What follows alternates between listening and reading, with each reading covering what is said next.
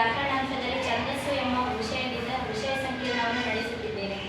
ಛಂದಸ್ಸು ಪದ್ಯಗಳನ್ನು ರಚಿಸುವಾಗ ನಿರ್ದಿಷ್ಟ ನಿಯಮಗಳನ್ನು ಅನುಸರಿಸಲಾಗುವುದು, ಅದೇ ಛಂದಸ್ಸು. ಪದ್ಯಗಳನ್ನು ನಾವು ರಚಿಸುವಾಗ ಕೆಲವೊಂದಿಷ್ಟು ನಿಯಮಗಳನ್ನು ಪಾಲಿಸ್ತೇವೆ, ಅವುಗಳೇ ಛಂದಸ್ಸು ಅಂತ ಕರೀತಾರೆ. ಛಂದಸ್ಸು ಪದ್ಯಕ್ಕೆ ಮಾತ್ರ ಸೀಮಿತವಾದದ್ದು, ಆದರೆ ಅದು ಗದ್ಯಗಳಿಗೆ ಹಾಕಲಾಗದು.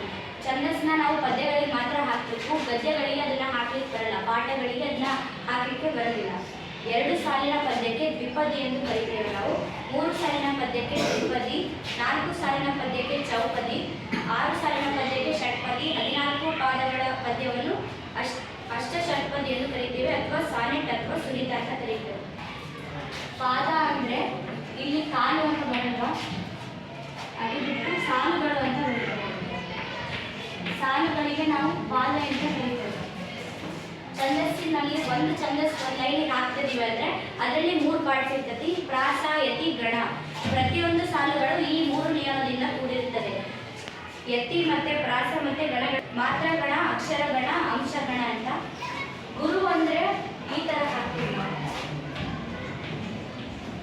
ನಾವು ಇಂಗ್ಲೀಷಲ್ಲಿ ಮೈನಸ್ ಅಂತ ಬರೀಬೋದ್ರಿಂದ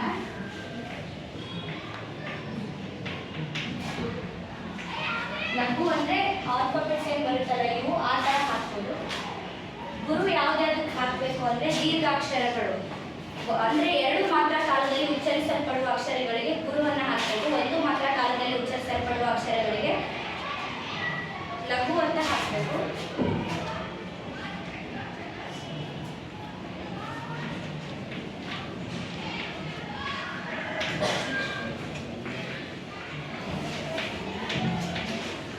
ದೀರ್ಘಾಕ್ಷರಗಳು ಅಂದರೆ ಇವಾಗ ಎಕ್ಸಾಂಪಲ್ ಕಾಲು ಅಂತ ತಗೊಂಡ್ರೆ, ಕಾಲು ದೀರ್ಘಾಕ್ಷರ 2 ಮಾತ್ರ ಕಾಲದಲ್ಲಿ ಉಚ್ಚರಿಸಲ್ಪಡುತ್ತೆ, ಅದಕ್ಕೆ ಇದಕ್ಕೆ ಇದು 1 ಮಾತ್ರದಲ್ಲಿ ಉಚ್ಚರಿಸಲ್ಪಡುತ್ತಿಲ್ಲ, ಇದು ಲಘು ಆಗ್ತದೆ. ಮತ್ತೆ ಅನುಸರ ವಿಸರ್ಗ ಕೂಡಿರುವ ಅಕ್ಷರಗಳಿಗೆ ನಾವು ಗುರುವನ್ನು ಹಾಕ್ತೀವಿ.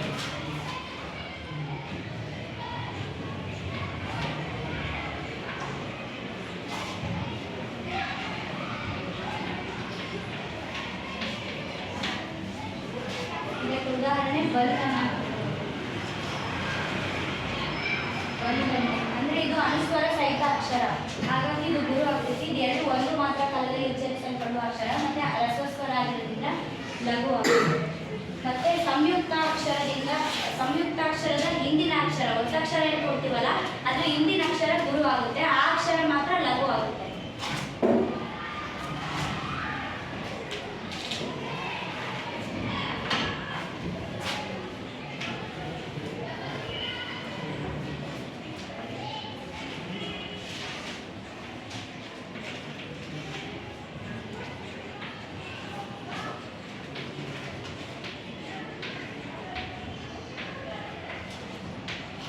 ಇದಕ್ಕೆ ಉದಾಹರಣೆ ಅಕ್ಷರ ಅಂತ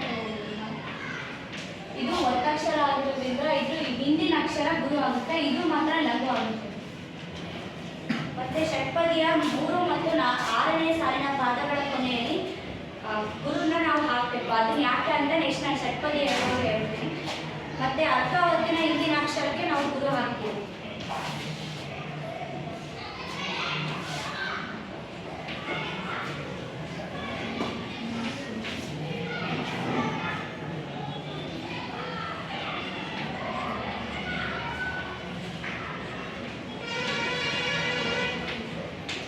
ಇದಕ್ಕೆ ಉದಾಹರಣೆ ಅಂದರೆ ಸೂರ್ಯ.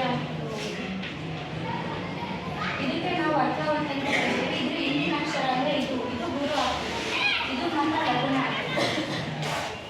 ನೆಕ್ಸ್ಟ್ ಮಾತ್ರಗಣ.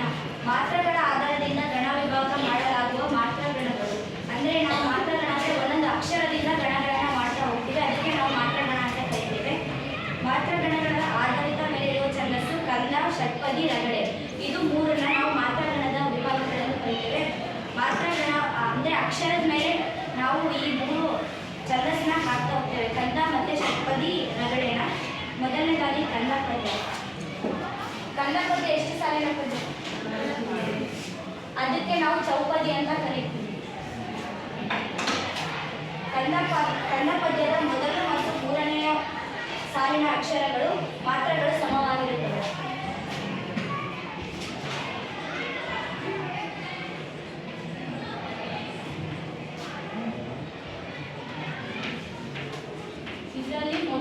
ಸಾಲು ಮತ್ತು ಮೂರನೇ ಸಾಲು ಎರಡರದ್ದು ಮಾತ್ರೆಗಳು ಸಮವಾಗಿರ್ತವೆ.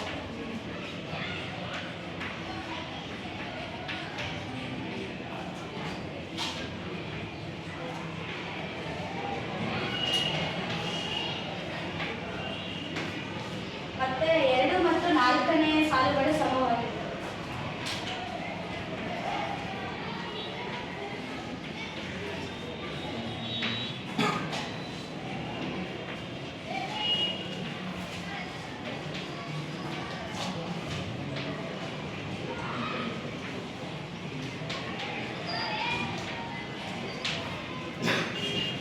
ಮೊದಲು 1 ಮತ್ತು 2ನೇ ಸಾಲಿನಲ್ಲಿ ಮೊದಲನೇ 1 ಮತ್ತು 2ನೇ ಸಾಲನ್ನ ನಾವು ಪೂರ್ವಾರ್ಧ ಅಂತ ಕರೀತೇವೆ ಮತ್ತು 3ನೇ ಮತ್ತು 4ನೇ ಸಾಲನ್ನ ನಾವು ಉತ್ತರಾರ್ಧ ಎಂದು ಕರೀತೇವೆ. ಕನ್ನಡ ಪದ್ಯದಲ್ಲಿ ಒಟ್ಟು 64 ಮಾತ್ರೆಗಳಿವೆ.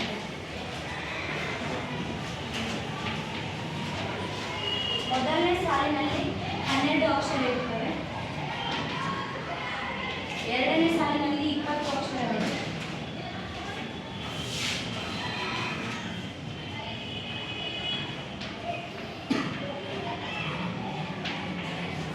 3ನೇ ಸಾಲಿನಲ್ಲಿ 12 ಅಕ್ಷರ ಇರ್ತವೆ. ಇಲ್ಲಿ 1 ಮತ್ತು 3ನೇ ಲೈನಿಗೆ 12 ಇರ್ತವೆ.